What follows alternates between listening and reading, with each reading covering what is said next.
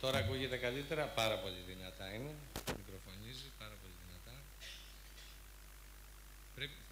Σε λίγο θα συνδεθούμε διαδικτυακά και θα μας δουν και οι συνάδελφοι. Μας ακούνε αυτή τη στιγμή? Μας ακούνε, αλλά χαμηλά. Συνάδελφοι, γεια σας από την επαρχία. Χαιρετούμε Θεσσαλονίκη, Κοζάνη, Λάρισα, Ιεράπετρα, Ηράκλειο, Πάτρα, Καλαμάτα, Πύργο, Αίγιο, Αγρίνιο, Καρδίτσα, Κοζάνη, Λάρισα, Τρίκαλα.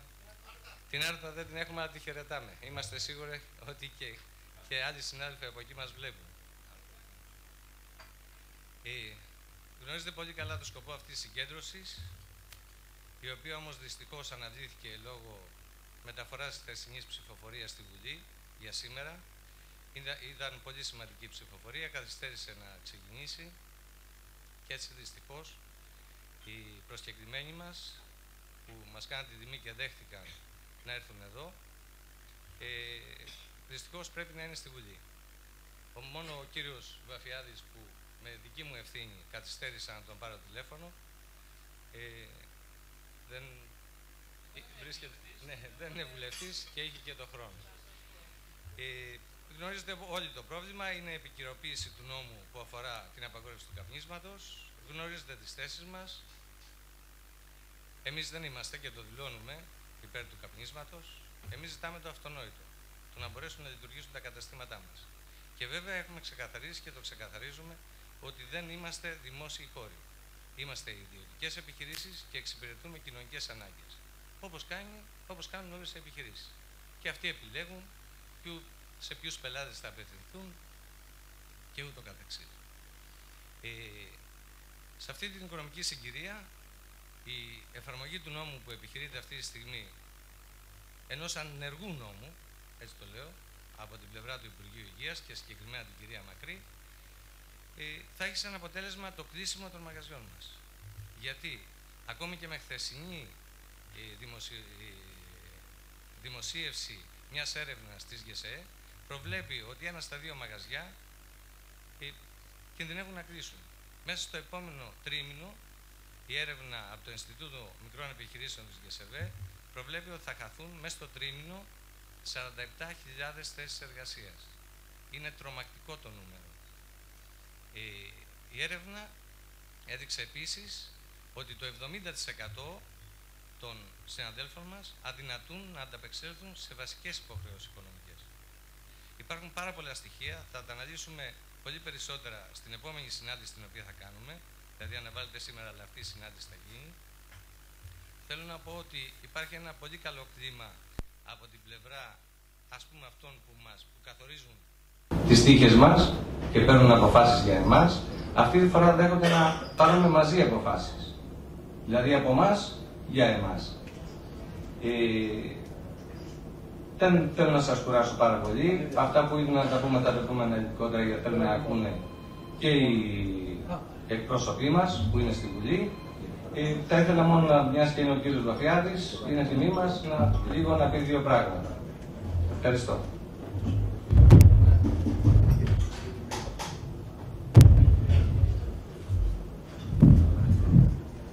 Καλησπέρα και από μένα. Εγώ καταρχάς για να σας πω ποιος είμαι, γιατί ακούστηκαν για πολιτικούς. Εγώ δεν είμαι πολιτικός, είμαι δημοτικός σύμβουλος της Αθήνας, πρώην δήμαρχος της Αθήνας με τον κύριο Δαβαγραμμάνη και θα είμαι και υποψήφιος. Άρα μπορεί να λογιστεί ότι αυτή η συγκέντρωση που κάναμε εδώ δεν έχει καμιά σχέση με τα δημοτικά, γιατί από ό,τι καταλαβαίνω είναι όλοι εκτός Αθήνας σε πολλή επαρχία βλέπω. Αυτό είναι καλό. Άμα ήμουν υποψήφιος ευρωβουλευτής, κάτι θα γινόταν. Λοιπόν, ακούστε να σας πω κάτι. Θα σας πω ποιος είμαι εγώ. Εγώ προέρχομαι από το δικό σας το επάγγελμα.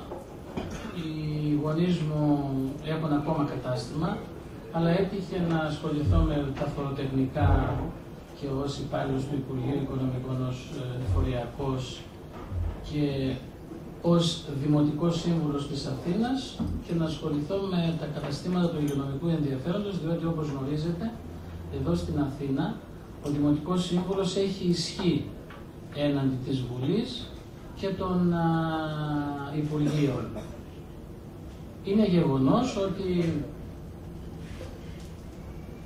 όταν στη θητεία μου ως αντιδήμαρχος στο Δήμο της Αθήνας προσπαθήσαμε να βοηθήσουμε τα καταστήματα υγειονομικού ενδιαφέροντος με όσα γνωρίζαμε και όσες γνώσεις είχαμε και συνεργαστήκαμε βέβαια με τους συναδέλφους σας εδώ, τους επαγγελματίες, και προσπαθήσαμε να απεγκλωβίσουμε και οικονομικά και επιχειρηματικο-επαγγελματικά τους ανθρώπους που ασχολούνται εδώ στην Αθήνα με καταστήματα υγειονομικού ενδιαφέροντος. Κατά κάποιο τρόπο βοηθήσαμε και το πετύχαμε, έστω αυτό που κάναμε. Τι είχαμε κάνει τότε? Αν ενθυμίστε, τότε είχε βγει ένας νόμος, ο 3801 του 9, που ίσχυσε για πρόστιμα προς αυξήσεις και για τους κοινόχρηστους χώρους είναι, αλλά και το κεφάλαιο. Δηλαδή υπήρχε, επί παραδείγματι, εμείς εδώ στην Αθήνα έχουμε μεγάλα προβλήματα, δεν ξέρω αν στην επαρχία το αντιμετωπίζουν αυτό. Εδώ στην Αθήνα τι υπάρχει? Εδώ στην Αθήνα λοιπόν είναι εντελώς ξεχωριστό από ό,τι υπάρχει στην επαρχία, γιατί και εγώ είμαι επαρχιώτης. Εδώ υπάρχουν 7 προεδρικά διατάγματα. Η Βασιλής Σοφίας ξεχωριστό. Η Αθηνάς ξεχωριστό. Το Θησίο ξεχωριστό. Το Ψηρή ξεχωριστό. Η Πλάκα ξεχωριστό. 7 προεδρικά διατάγματα, τα οποία για να πάρει κάποιος άδεια κοινόχρηστου χώρου τραπεζοκαθίσματα πρέπει να συνηγορήσουν 3 υπηρεσίες. Ποιες είναι αυτές οι υπηρεσίες? Είναι το Υπουργείο, το πρώην Υπεχοδέ και η Αρχαιολογική Υπηρεσία Πολιτισμού. Ναι, εντάξει. Αυτές λοιπόν οι υπηρεσίες εδώ έρχονται και δίνουν άδεια τραπεζοκαθισμάτων σε ένα καταστηματάκι στην Πλάκα 1 μέτρο. Όταν λοιπόν πήγα εγώ σαν αντιδήμαρχος, λέω, είναι δυνατόν να δίνεται 1 μέτρο? Δηλαδή έχει μια πλατεία ολόκληρη όλας μπροστά του. Έχει ένα πεζοδρόμιο 20 μέτρα. Εσείς λέω δίνετε 1 μέτρο? Ναι, λέει, εμείς είμαστε αυτοί. Είναι αλήθεια. Εγώ θεωρούσα τον εαυτό μου όταν έγινα αντιδήμαρχος ότι είμαι ισχυρός. Δίνω άδεια τα πεζοκαθισμάτων τότε ώρα θέλω. Όχι κύριε Βαθιά, δεν έχετε κανένα δικαίωμα. 1 μέτρο λοιπόν. Και είναι εφικτό στο 1 μέτρο να βγάλει ο άλλος τραπεζοκάθισμα? Ναι. Και πώς θα γίνει αφού έχει άλλα 20 μέτρα μπροστά? Όταν θα δει πελάτη, τι θα βάλει και θα προσθέσει τραπεζοκαθίσματα. Λέει, εμείς είμαστε έτσι. Και εγώ λέω, ρε παιδιά, είμαι του δημοσίου. Και εγώ γνωρίζω, αλλά δεν γίνεται αυτό. Ενέργειες λοιπόν τότε για να καταργήσουμε τα προεδρικά διατάγματα, 0 στο τηλίκο. Τι να κάνουμε, εφαρμόζουμε λοιπόν τον νόμο αυτό τον 3801. Γιατί? Για να απεγκλωβιστούν. Τότε λοιπόν,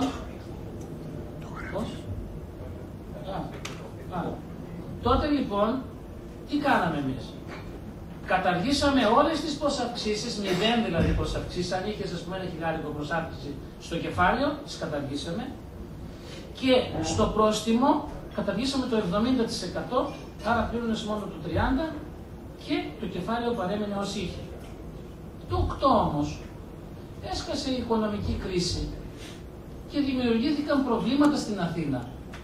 Διότι αυτός που ήταν νοικοκύρης επαγγελματίας μέχρι το 8 πλήρωνε κανονικά τις άδειες των τραπεζοκαθισμάτων. Το 9 το 10 δεν μπορούσε ο άνθρωπος, διότι είχαν καταπέσει και η μεγάλη κρίση αυτή έφερε σε δεινή θέση και τους επαγγελματίες.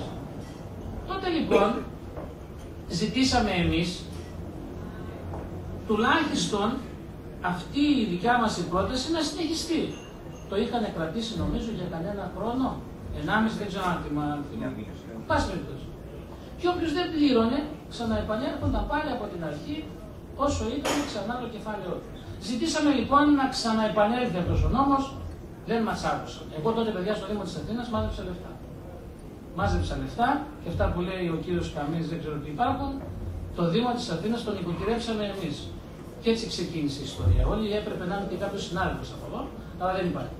Τους άφησα 10 εκατομμύρια, 19.600 κας και ταυτόχρονα όλα πληρωμένα. Γιατί πληρώνετε εσείς. Πράγματι είχα μαζέψει λεφτά τότε εγώ από το Δήμο της Αθήνας. Και λειτουργούσε άψογα.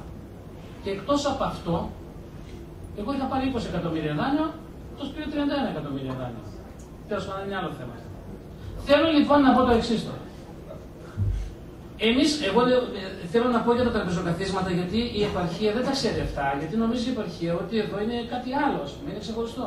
Τα προεδρικά διατάγματα, παιδιά, πρέπει να καταργηθούν εμάς εδώ στην Αθήνα, σας το λέω για να ξέρετε. Δεν υπάρχει περίπτωση. Τέλος. Δεν υπάρχει περίπτωση εσύ να πληρώνεις πρόστιμο 300% έχει εδώ.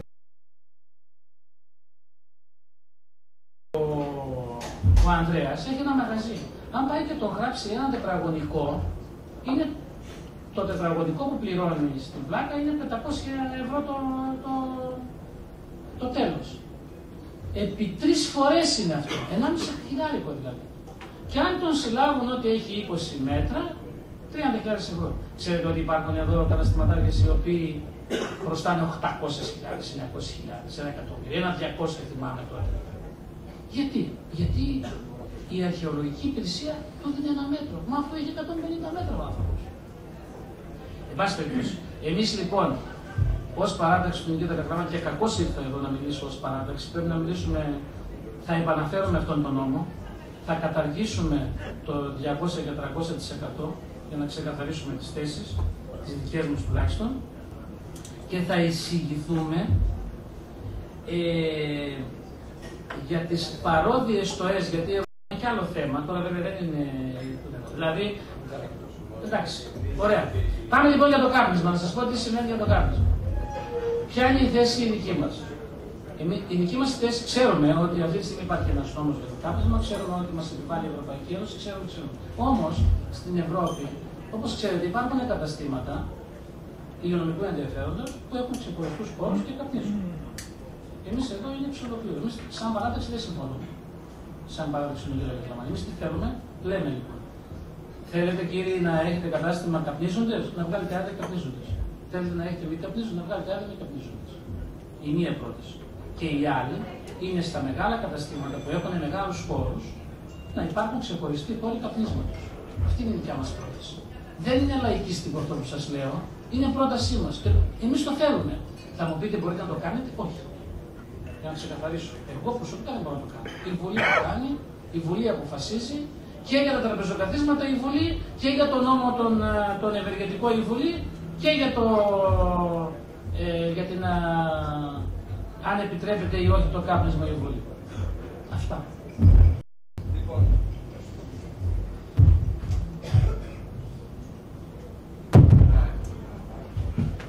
να ευχαριστήσουμε τον κύριο Παπιάδη. Τον περιμένουμε τον κύριο Πεκλαμάκη στην επόμενη συνάντηση που θα κάνουμε. Όλα αυτά τα οποία λέει είναι θέματα που μας απασχολούν και τα έχουμε βάλει. Και έτσι εντάχει μία απάντηση όσον αφορά το θέμα και των υπηρεσιών, οι οποίες εμπλέκονται. Εγώ κάποτε έθεσα ένα ερώτημα σε πολλούς υπουργούς. Μπορεί κάποιος να πει αυτός ο κλάδος εστίας και αναψυχής πού υπάγεται? Αν σας δώσαν εσάς απάντηση, άλλο τόσο έδωσαν και σε μένα. Γι' αυτό ακριβώς είχαμε προτείνει μία γραμματεία, η οποία θα ήταν στο Υπουργείο Ανάπτυξης, ολιγομελή με 2 άτομα, όπου θα κωδικοποιούσε όλη την υπάρχουσα νομοθεσία και έτσι θα ενημέρωνε μέσω των επιμελητηρίων ή σωματείων όλους τους συναδέλφους. Και από την άλλη θα μπορούσε όποιος ενδιαφερόμενος, αφού θα είχε πλέον κωδικοποιηθεί αυτή η νομοθεσία, να μπορεί να βρίσκει όλες τις πληροφορίες για να αποφασίσει αν θα κάνει μαγαζί ή όχι. Γιατί έχουμε το εξής φαινόμενο. Να ξεκινάς να κάνεις ένα μαγαζί και δεν ξέρεις τι ακριβώς θέλουν. Γιατί πρώτα απ' όλα δεν προλαβαίνουμε τις ερμηνείες και τις διατάξεις που βγαίνουν. Να ενημερώσω ότι πριν από λίγες ημέρες καταργήθηκε μια παλιά διάταξη που έδινε τη δυνατότητα να προσφύγουμε ή να μας κλείσουν το μαγαζί να πάρουμε μια αναστολή. Και τώρα πια κατευθείαν η αστυνομία με 3 μηνύσεις ζητάει από το Δήμο να αφαιρέσει την άδεια. Χωρίς να έχουμε. Βέβαια. Είναι τρελό. Ποιος την έβγαλε, παιδιά, ποιος έκανε, δεν το ξέρουμε. Να γιατί ακριβώς λέμε ότι υπάρχει αυτή η αναγκαιότητα. Πρέπει να σταματήσει κάποτε αυτό. Δηλαδή δεν θα μπορεί να περάσει καμία διάταξη, κανένας νόμος, αν δεν απευθυνθεί σε αυτή τη γραμματεία, ώστε αυτή η γραμματεία να αντλήσει τις ενστάσεις ή διαφωνίες από επιμελητήρια και σωματεία, να γίνει μια διαβούλευση και τότε. Γιατί έχουμε αυτό. Έψαχνα Φαντάζομαι συμφωνείτε σε αυτό, κύριε Παπιάδη. Ανοίξτε και το άλλο μικρόφωνο. Ναι, ναι. Εντάξει. Θα κάνετε το εξής. Θα απευθυνθείτε στο Δικηγορικό Σύλλογο Αθηνών. Θα πάτε στο Δικηγορικό Σύλλογο Αθηνών, ώστε ένα σοβαρό, γιατί δεν μπορεί ο καθένας, ο κάθε αστυνομικός και ο κάθε χωροφύλακας να έρχεται. Αυτά τα έχουμε καταργήσει πριν 15-20 χρόνια. Τι λογική, στο Δικηγορικό Σύλλογο λοιπόν θα απευθυνθείτε, το ύψιστο επιστημονικό όργανο της χώρας και το νομικό είναι οι δικηγόροι. Θα πάτε λοιπόν στο Δικηγορικό Σύλλογο Αθηνών και θα το θέσετε θέμα. Σας το λέω από τώρα και αν χρειαστεί θα το εγώ. Όχι, βεβαίως θα το θέσουμε αυτό το θέμα γιατί είναι πάρα πολύ σοβαρό. Θα ζητήσουμε να ακυρωθεί αυτή η διάταξη. Αλλά την ανέφερα μόνο και μόνο για να πω ότι όποιος θέλει με κάποιο τρόπο καταφέρει πάντα να βγάζει μια διάταξη. Αυτό κάπου δεν πρέπει να σταματήσει. Είμαστε ένας κλάδος με πολύ μεγάλη δυναμική. Είμαστε ο μοναδικός κλάδος που ενδεχομένως λέω, αλλά αντέχει με την προσωπική προσπάθεια του καθενός από εμάς, και περί αυτού πρόκειται, για τη στήριξη δεν έχουμε πουθενά. Λένε δημόσιοι χώροι. Γιατί επιχορηγηθήκαμε, ούτε καν δάνεια δεν μας δίνουν. Δεν προβλέπεται από την νομοθεσία.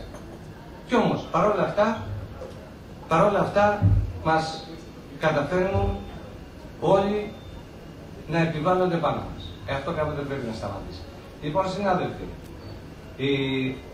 πιστεύω ότι η επαρχία δεν μπορέσαμε να επικοινωνήσουμε. Θα το κάνουμε την επόμενη φορά. Θα έρθουμε σε επαφή μαζί τους τηλεφωνική, δηλαδή με τις πόλεις που θα ήμασταν συνδεδεμένοι. Θα έχουμε λύσει το τεχνικό πρόβλημα αυτό που υπήρξε. Άλλωστε, είναι δοκιμή αυτό που κάνουμε. Γιατί κάναμε αυτή τη συγκέντρωση, μιας και μαζευτήκαμε εδώ, και θα ακολουθήσει η επόμενη.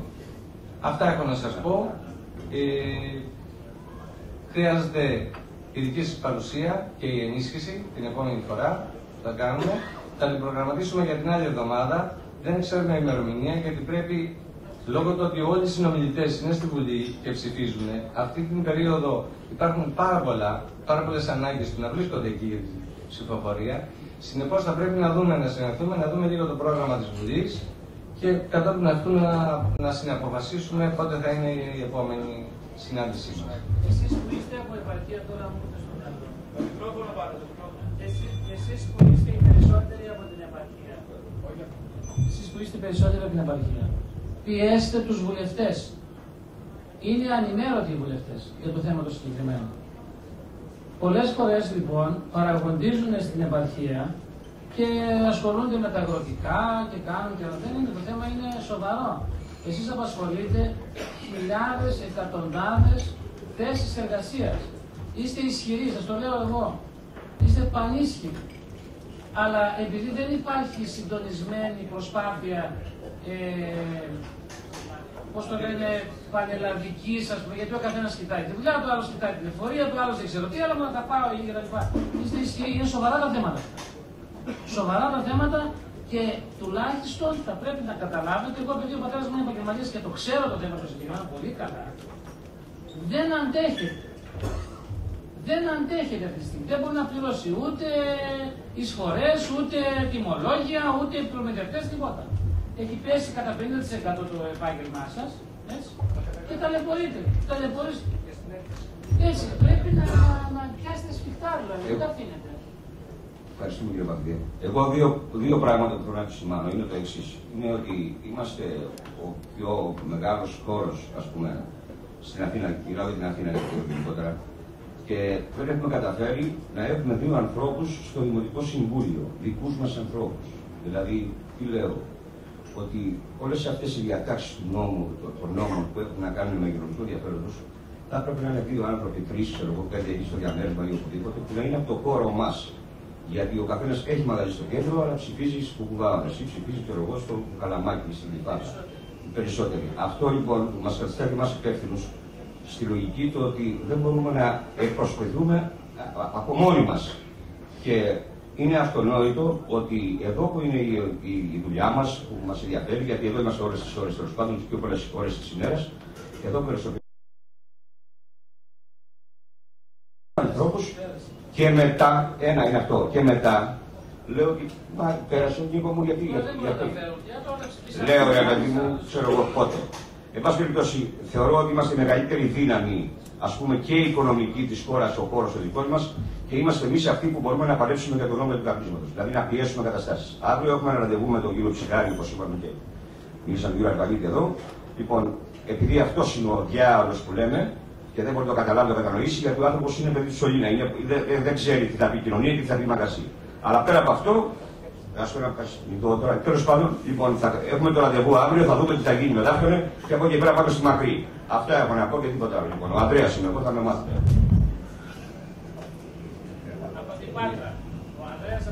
Δεν ξέρω αν θέλει κάποιος συνάδελφος να πει κάτι, να ρωτήσει. Υπάρχει ένα σήμα το μικρόφωνο στο οποίο θα μπορούσε να παρέμβει και ενδεχομένως ναι. Τότε κάποιος να μοιράσει το μικρόφωνο. Η κάμερα μπορεί να δείχνει, Λαούτιο.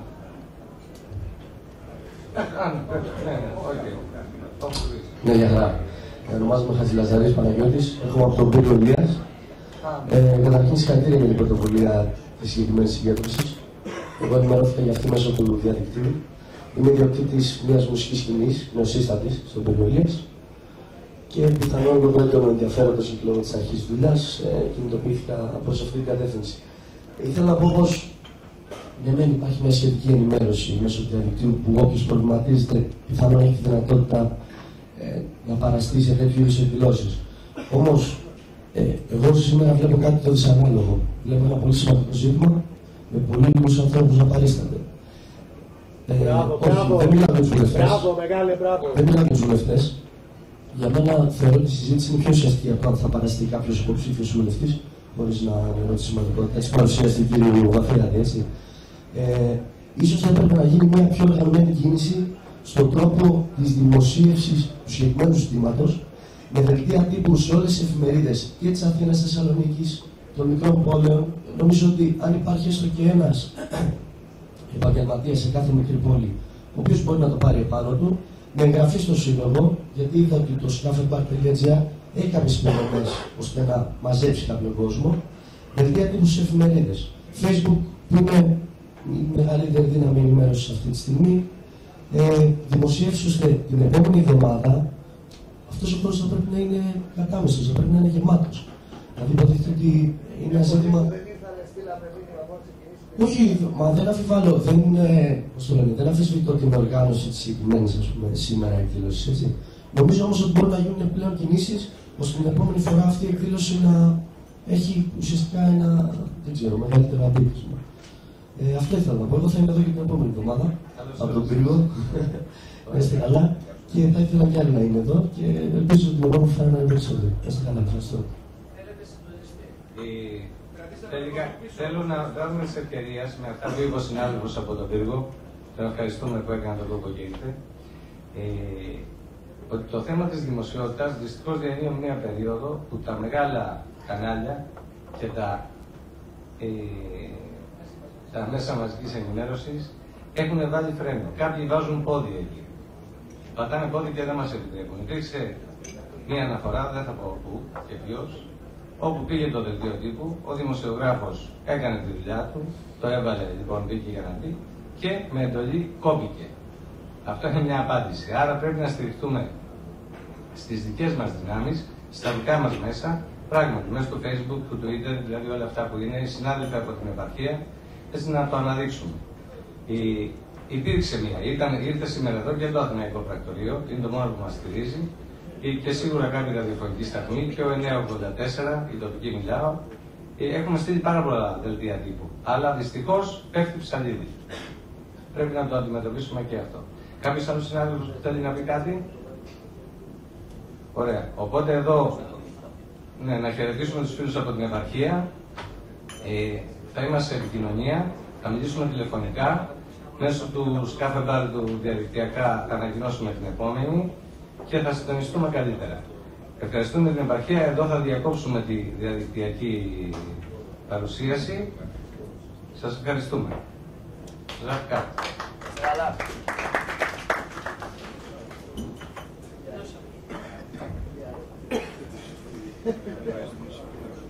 Λοιπόν, εάν δεν το βάλετε μπροστά, σας το λέω εγώ επειδή το έζησα το χρόνια στο Δήμο της Αθήνας, δεν μπορείτε να κερδίσετε τίποτα.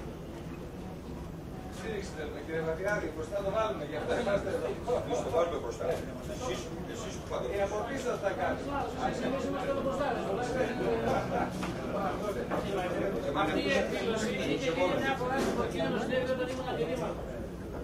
Την έκανε τότε, μαζεύτηκαν τόσοι. Αλλά δεν γίνεται αυτό να γίνεται προεκλογικά. Δεν έχει νόημα προεκλογικά. Αυτά πρέπει να γίνονται προεκλογικά, όλοι μια θα λένε. Ναι.